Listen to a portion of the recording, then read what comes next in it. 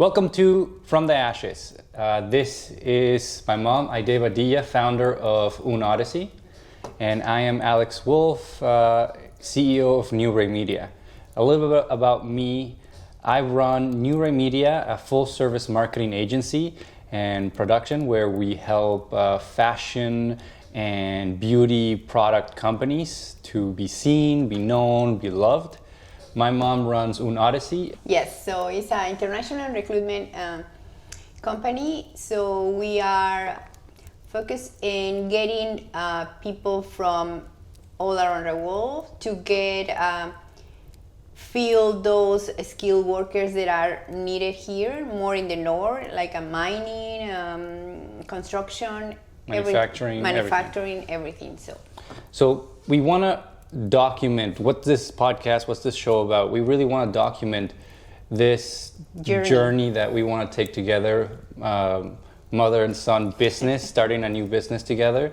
And I think it'd be great for me, great for my mom, great for everybody watching to watch us build a business from zero, literally from zero, from idea to start the business process, from the identity to the branding to the marketing to the business operations, the whole thing, being as truthful, as honest as we can. Yes. We are human, so there's going to be things that we might not want to share because it makes us feel uncomfortable or insecure, but we're going to do our very, very best to be transparent and show those things of the business. Why don't we start with a little history about ourselves, and you can start off. Okay, so my name is Aide Badilla. I am Mexican. I born in Mexico. I came from 11 brothers and sisters. I've been kind of entrepreneur all my life. I remember when I got married, we bought a ranch, and then we were having milk go. So then we have also a carpenter. We build furniture, and I think in Mexican, a little Mexican, I don't know how I'm gonna talk about Mexican. So we are a little more like an entrepreneur blood. We have that. So we always trying to find what kind of business we want to do to get money, to get it in the market, whatever. So yeah, Mexico's a little tough because the system is not very well built. It's corrupt, and everything that you would think of a third world country, it has that, and it's difficult for people. So I think people are not born. It's a it's a type of culture. Culture that you have to be scrapped, and you have to try everything, and you have to find many creative ways on how to make money, how to stand out, and so I think that's just part of the culture of surviving. Okay. So then I got divorced down there in Mexico, and tough enough. So 3 kids by myself, and for some reason I have a friend here in Canada, and then I asked her to find me a job. So at the end of the day, we moved here on October 2001. So it's been 20 years already. And down here, also my kind of bloody Mexican bloody got me in getting a business that you helped me remember. I incurred in the entrepreneurial world as a stager. So the stager, or you maybe know, and if not, is the people who go to your house, and if you want to sell it, I go there, organize to make it clean and this personality. So getting all your so make it almost like a motel art. You don't love it, dislike it, or anything. It's just clean enough so you can envision yourself in the space, living there, so you can sell the house faster. Yes. No, I remember because I was in 10th grade. I think 10th or 11. And you said, I can do your website. You don't have to pay for that. So I remember. You went to in Petrolia, Ontario.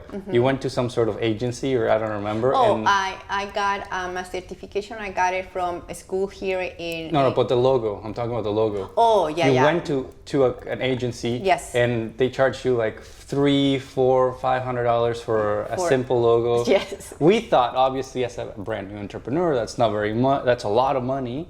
Now that I'm in the agency world, I know that it wasn't very much, but. We thought it was too much, and then I'm like, okay, I can build the website, because you need a website. And I remember using, I don't know if we have old Mac users, the old school Mac had a software that you could build kind of like a website on it, and it was all through Mac. That doesn't exist anymore, and I built it there. Took photos from the internet. And you did also do design the pamphlet? Yeah, a pamphlet explaining what you do, photo. Maybe we can find the old pamphlet and we'll put it in the video. Oh, of course. Yes, I have one. So I did all that. I didn't know what marketing was. I didn't know anything about. I just knew that I loved business. I loved creating, and I'm like, I guess I still had enough of that entrepreneurial spirit that Mexicans have, and I had that like, okay, I can do it. That's too expensive. I'll do it. And it has to look like this, and yeah, I did it. We launched it. I think it looked okay. I don't remember what it looked like. I love it, and people got like a very okay with that. So, yeah, I think it was very good. Yeah, and then after that, what happened? The thing is, in Petrolia, a small town, even when I was trying to get real estate people to be engaged in the staging, because it's a really, really big step for selling your house. So I went to open houses and offer my business to real estate, and I think they were a little. It was a long time ago. Yes. It was like 10 years, more than 10 years ago. Yeah, and you can see in a small town, you feel like, why do I have to clean or remove my pictures of my.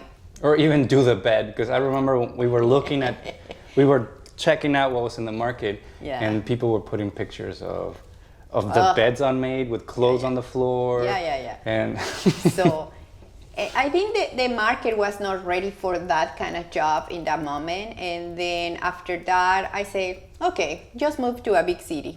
Was decided to move to here, to in Oakville. And then for me, it was a little scary to continue. Now I was the scary one to say, oh, it's a big city. How am I gonna be getting down here? So I totally put it asleep. Put it on hold? Put it on hold. You put it down, not even asleep. You killed it. See? Yeah. So, and then I started just working in working around. I work in Home Depot in decor and flooring. So was a good experience. So I was excited because Home Depot is a big store, and you have so many stuff. I was walking around, all learning so much. Oh, they have a lot there. So, and then after that, I don't know. Fast forward, you moved to North Bay. Oh, okay. If you want to jump that way, I moved to North Bay. Was a no good move. I'm gonna tell that's the worst move I did. So at the end of the day, I say no. I have to go back to Mexico. That's my journey. So I said no, enough. I don't want to be anymore here in Canada. I want to go back to Mexico. Why? Because I felt like everything that I supposed to do in Canada was done. My kids already kind of in their own journey and etc. So I moved back, but I think was a little more sentimental going back, because it was like 8 years that I was not visiting my family and everything. So I went back. And if we did visit, we visited for 2 weeks, 1 week or something. No, but this was 8 years after the last visit. Yes. Okay, so we did visit twice, and it was for 2 weeks. For a quick wedding, vacation. like those it wasn't actually. Like, it was short enough time where you still felt like, oh, this is nice. You didn't see the bad things. Yeah. So I went there. For 4 months, and I decided to take a gas how you say, like I studied like a chef, but I did just one semester because I Culinary said school. Culinary school. So I went there. I took classes. I went with all those young people, very excited people to get involved in cooking and mastering the art of cuisine and everything. So, and during that time, I start kind of not comparing, but it's like a, how you say it, like Evaluating? having some perspective. The perspective, I say, oh my God, these people really are. Most of them, of course, they are a struggle. They having a very hard time. I totally forgot what I was living in Mexico. So you get used to. So, but now having the way to see, okay, so it's a very working hard people here in Mexico. Why we are not helping them and helping in Canada, those small towns that we have in the north, that they are kind of dying because it's not people, they want to live and work down there. So I said, okay, this is it. So I'm going back to Canada and I'm going to start Un Odyssey. And I choose to call Un Odyssey because it's going to be a journey, an odyssey from people from all the world to come here to Canada and start a new life. Mm-hmm. So, and then it's a year that I moved back to Oakville, and then sitting here, 2020, and nothing moves. And we started... For a long time, immigration was completely halted. Oh, yes. It was impossible. Yeah. So I think we started... I think one time we started like, okay. And the most sector was kind of damaged was restaurants. Like very... Okay, I think we're getting ahead of ourselves. I'll tell my part now. Okay, sorry. Yeah. So... once we got into Oakville, you already told that story. Mm-hmm. I was messing around. I was thinking like where to go. I didn't really know. I loved acting. I started doing acting. Didn't really follow through as much as I could, but I did some stuff, and then started getting into personal finance. Started a business with a partner in business finance and consulting. That ended. Well, I started seeing myself in that business drifting more and more towards marketing and studying more marketing and taking courses in marketing and really connected my two passions of being creative and creating, telling a story, because I loved acting. And I think during that business, I found that marketing could kind of merge both things that I love, business and creative. And the trajectory just kind of kept on going until I found Gary Vee in early 2018, or no, late 2018. And I started thinking like, okay, this is another business. I didn't like what I was doing anymore. I wasn't very passionate. And so I stopped working with that other business, and I decided to sell my car, get some money, buy some equipment, and hire somebody, a videographer, and started New Ray Media. At the beginning of 2019, until COVID, the first shutdown of COVID, we were doing a bunch of video production. And then after that, after COVID hit, I had to get rid of that employee, rethink what I wanted to do, how the business, pivot the business. And I said, well, first of all the challenges that I saw, it was actually a very good breathing room, thinking time for COVID. Maybe I did too much thinking, but it was a good time for me to think and reassess, okay, what are the challenges that the businesses that I was working with in New Ray Media?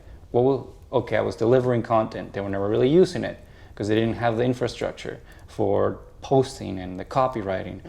So I started seeing, even from my financial planning days, I always had the inkling of like, okay, I know I'm selling something. I'm selling life insurance, but it doesn't really tie into anything. There's a whole bunch of financial planning that has to go with it. And why am I just doing one part of it? If the customer deserves to have the whole thing, if I was the customer, I wanted the whole thing, not just a piece that's kind of going to help.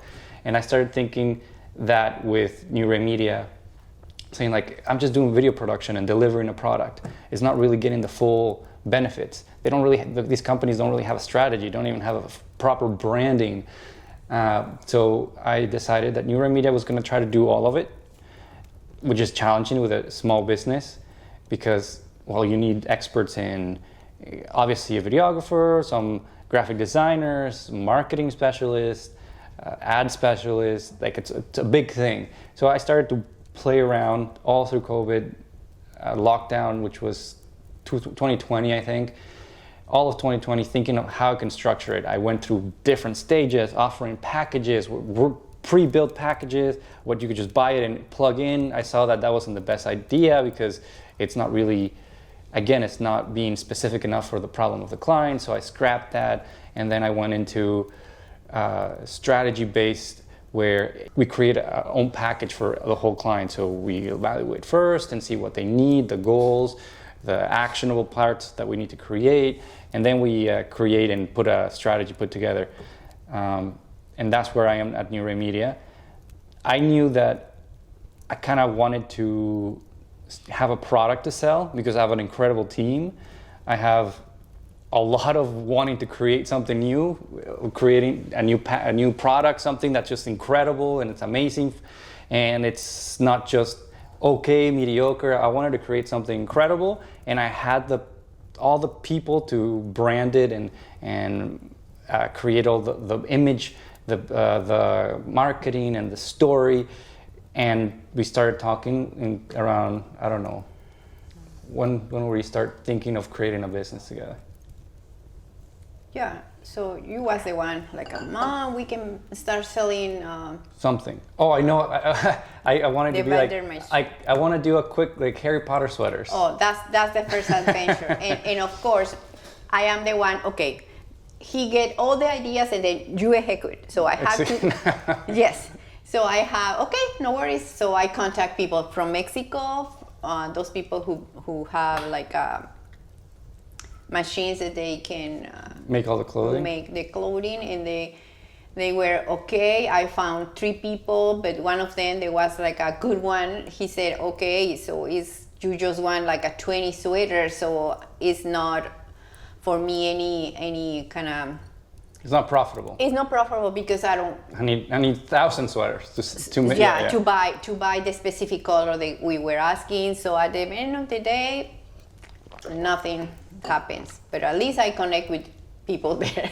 So I'm very good connecting with people. Then that was December. Last December. So yeah. So, but and then this 2021 we started seeing a lot of different businesses because we knew that we needed something to sell, something like a product, no longer a service, because you have Un Odyssey, which is a service. It's a longer sales process. It takes a couple months to sell. As well with New Ray Media, it's a little bit longer. And I think because COVID and everything start moving a lot of e-commerce. Yeah, remember? so we were focusing on something e-commerce. Like, Mom, we have to put it in e-commerce because that's where all the attention is right now. And all the growth is, yeah. Mm-hmm. So, and then Alex came with the idea of those I started watching a lot of YouTube videos and finding what is the quick finding what, not the quick money, but yeah, kind of like what's a good business that doesn't need a lot of capital up front to develop and to start up, and it's something that we could do that would benefit, that we could use both businesses to kind of help build. And I went through a lot of businesses and like, I see that somebody's talking about vending machines. Let's do the numbers. And we ran the numbers. Okay, what does it cost? What are the pros, what are the cons? Okay, it's all about location. And you're saying, but the cons were a lot of them. Like, if you have a cool location, and that person that owns the location decides like, they're making quite a bit of money. It just takes $1,000 to buy a vending machine. I'll kick them out tomorrow. Come get it tomorrow. Yeah. And then I'll put on my own machine. Like, there's a lot of moving parts and a lot of, it's more of a business for some young kids that have a lot of time. We didn't have a lot of time and just want to do that on the side. And it's not a scalable business. You can't have 10,000 machines. Yeah. So we're like, scrap it. No, the numbers didn't add up. No, and then what else? I don't know who came with the idea of maybe Ghost Kitchen, remember? Oh no, I saw a video of Mr. Beast, who's a YouTuber, and he started opening ghost kitchens. You know, a ghost kitchen is it's basically like a restaurant that you can only order takeout. It's only on apps, so you go to Uber Eats or Skip the Dishes, and you can only buy it there or through their own platform. You can't go in and sit down and eat. And this YouTuber, he started doing hamburgers, and during 2020 he opened like 300 hamburgers like locations around the U.S. all just in to months. Deliver. In months. Obviously, yes, he's a huge YouTuber. The attention is all on him. All he has to do is start a business and say it's here, and people automatically jump in. It's like Tesla selling their cars and say, "Oh, we're thinking about a car. It's a truck. This is a drawing. Who wants to buy it? It's just $150 to sign up, and then you save your ticket on for when you get the delivery, right? And then you have to pay the full, and people buy it, and because the brand is so big, so much attention's on it. There are people already lined up to buy the new product. So obviously it was easier for him. But I'm thinking, and we started looking around in Oakville and the surrounding areas, opening like the delivery apps. All there was junk food, McDonald's, like pubs that. Okay, maybe we don't say junk, but we say unhealthy. let's say. Because people like some unhealthy food. Well, before COVID, the idea is you want nice food, a good experience, service. You go to a fancy restaurant, the Keg, or a local restaurant, and you get that. But if you really want something quick, you're at home. You want something like comfort food. You do Skip the Dishes, pizza, hamburgers, or something quick like that. So there wasn't a need as much. Yeah. But then we started seeing like a lot of restaurants were closing, or didn't even have an online. They were trying to do takeout, but they didn't have the platform. They didn't have the platform or this. Let's say the system. The system, yeah, the experience doing it. So I saw some very expensive restaurants trying to sell their food at the same cost, obviously because they have all that whole front lakeshore real estate. They have to pay the mortgage and the rent and everything. Obviously, they want to keep the prices the same. Selling like steaks and all those big fancy dinners on styrofoam packages that gets delivered by one of our friends that we won't name, and we hope he doesn't see the video. But I mean, you'll understand. It gets delivered by people that don't care. They're trying to make a quick buck, that drive crazy, that the food gets all shooken up, turned around, the drinks get spilled, and your $100 meal is all messy. It's already pre-chewed. It's just it's all mixed up. So it's not quite a good experience. And we started thinking, with the combination of seeing Mr. Beast, I don't know. I mean, probably is Mr. Beast or Beasts. I don't know. Whatever. We're like, well, there's a need here. And it's a need, and then at the same time, because Unoresi was kind of not moving, we came with the idea, okay, and we can bring Mexican chefs. So still working with Unoresi, bringing people to work in Canada, and then having the business fulfill that niche that is what's needed here. And Oakville is a beautiful city. It's a lot of people who are used to have good things, because then that's when the idea came, like, this is it. Let's figure it out. Let's start seeing what's going on. Numbers and how to move and everything. And then I think one night, remember that we were just talking, because of course it's I don't know, but I think it's a lot of job getting an idea to start growing and have legs and start working in. And I think we came with the idea of the name. You want to talk about that? Yeah, we like many people like symbolic names. Yes. An odyssey, the journey of the people coming to a new life. And because we have the restaurant. We were thinking, like the whole restaurant industry is kind of falling apart. And we're like, well, what can we name it that's catchy, that symbolizes what it kind of represents? And we're like, well, how about Phoenix Bites? It wasn't that easy. We played around a lot. I don't remember the other names that we were saying. But we were thinking about the Phoenix. Yeah. Because, explain that. Well, because from the ashes the Phoenix is born. And from the ashes of all COVID, all the restaurants dying around, I think a new world, which is ghost kitchens, kind of is being born. And we can see it all around. There's big companies now. Walmart is breaking off their deal with McDonald's because they want to do their own ghost kitchens. And right now it's huge. It's huge. And obviously, like a boom of any kind of, like a gold rush of any business, there's going to be a lot of businesses that are going to start. And soon enough, they're not going to cut it and it's going to die. And only the good ones are going to survive. It's a new business. It's a new, let's call it niche or market that I think we are deciding and we are committed to staying for the long haul. It's not a quick buck thing. No. Like it's a long time journey in business because we can say it again. The idea is to have this business to bring people who want to build and have a small kitchen, like a ghost kitchen. That's the idea also. This is where we are now. So we have the idea. We are building the business structure, the strategies, and how we're going to get the funding, because it's still not going to be a super cheap business. No. But we've committed to it, and we started building. It's more than an idea now. Yes. So we know who we are, what we're doing, what kind of business we're starting.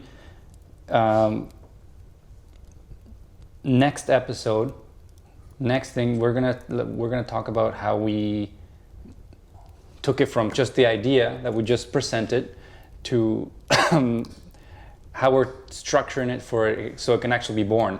Yeah. Which is the difficult part. The identity of... be the business side. So are we going to get funding? Are we going to get a loan? Are we going to get investors? Is it going to be a franchise? Is it what kind of products? Like all that, it's going to be coming up on the next episodes. When we start doing branding, when we create the site, it's all of it. We're going to document all of it. I think we're also going to try to document the moments where we feel insecure. We feel like the business is not moving. Yeah. When we start questioning, are we ready to be a business owner or to have two businesses? To have two businesses, yeah. Or it's like we are passionate about food. So we are Mexican. Alex came a little younger, but still we have that rich cuisine about experience a very good food. So I think also bringing that experience in fusion the two cultures and bring people here to Canada the opportunity to... But let's get this straight. It's not Mexican food. Oh, no. No, just so it be clear. No, it's not Mexican. It's not going to be a Mexican food. We'll talk about what kind of cuisine and all that stuff in the next episode, but it's still we have... There's something that we want to give and we want to do to the best of our abilities and create something incredible. Not for money, not for a transaction, but we want to create an experience, a real experience that people can have and feel good at the end. If you want to follow us along, all the ups, all the downs, mostly downs, and then hopefully we get to the mostly goods and ups. Just please subscribe to the YouTube and to the podcast on your favorite podcast channel. And yeah, tell us, connect with us, talk to us, and see what you think. Maybe you... Give us advice. But yeah, stay tuned, and we're happy to have you come along into this journey with us. Thank you, guys.